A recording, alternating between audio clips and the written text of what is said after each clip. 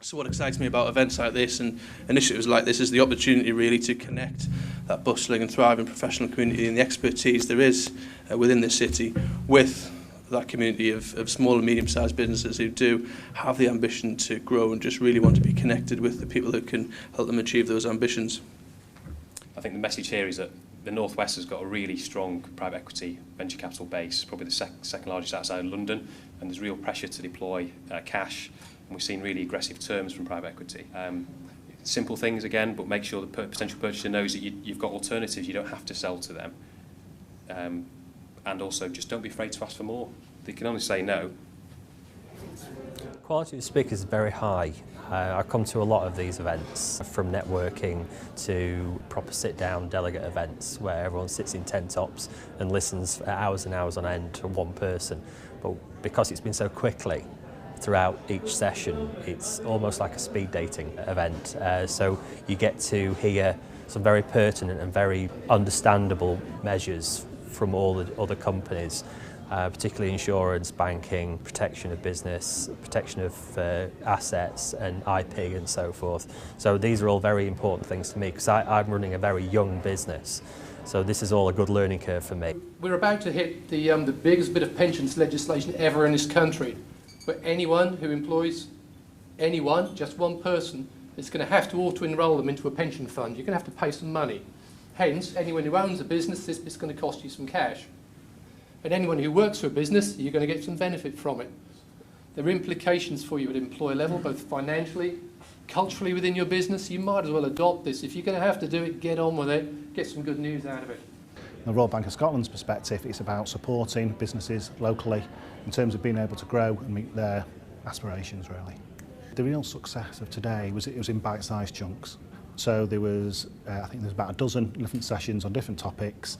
SMEs could come in and pick and talk about 2 or 3 that they wanted to attend. They weren't going to sit through 4, 5, 6 hours worth of presentations before they got to the one that they perhaps wanted to. So it's little bite-sized chunks. They had the opportunity to network afterwards, get some contacts and maybe follow up afterwards, really. My job is really a glorified dating agency. I'm finding great businesses and I'm looking to find investors who can go in and add some value to that. We sat down with the company, we went through the proposition, we introduced it to an investor. We were looking to raise £500,000. The investor said yes, and the deal was done. This perhaps is a theme of the moment, is where people are uncertain about whether, having taken on board the capital, they will be able to deploy it and actually grow the business, in which case probably the maths don't work for an investment. I think we're fortunate in the digital and creative sector in that we are in a growth area of the economy. Even in a depressed economy, we're in a growth area. I thought it was very, very good indeed. And short segments probably worked better than lengthy presentations in PowerPoint, which it was not.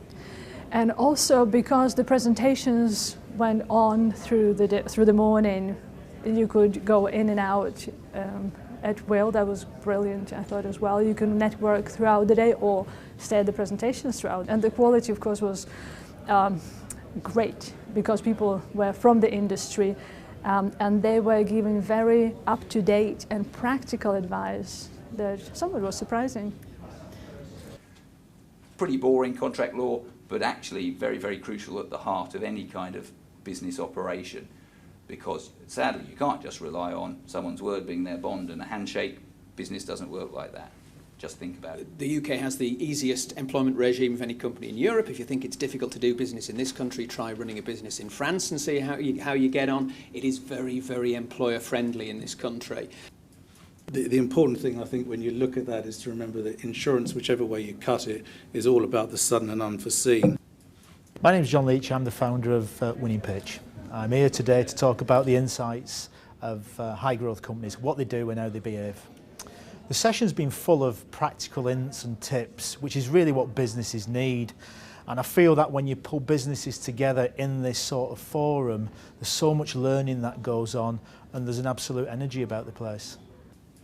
Within the sort of network that we operate in is expose our clients and our community to a new way of thinking. And what better way of doing that than taking to Silicon Valley? And we took 15 companies to Silicon Valley to just experience the mindset and the way of doing things there It was all about do. It was about progression. It was about, you know, fail fast and move on, but don't empty the till whilst you're failing. Yeah, it's about taking controlled risks. And to be exposed to an environment, to a community of individuals that just get off the backside and do stuff is really quite satisfying. I think that's part of our mission. That's what we're trying to do as a business, is instill that mindset and getting people to do things and actually take action. And so if I was to say to somebody here, you can have £20, who'd want it? Thank you. Give me a round of applause, please. That woke Lisa up at the back. Thank you. Life rewards people that take action. And so, have you seen that one before? I'll buy the bottle. No, you're right. Give us a receipt. I'll fiddle it on the expenses.